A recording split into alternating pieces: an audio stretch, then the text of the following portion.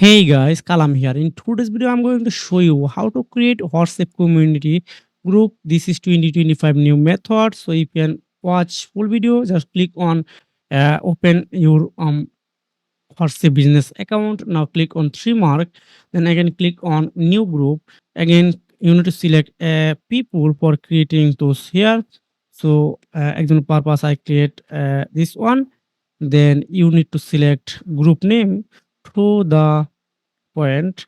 So uh, this is my group name. Now if you want to select a group uh, picture, you can select as well. So okay, example purpose, this is my profile picture.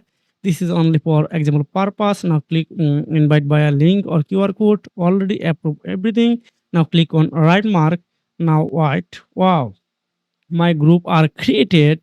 Now I am doing everything and anything here. So this is very easy. So if you found this very helpful for you, make sure like and subscribe the channel.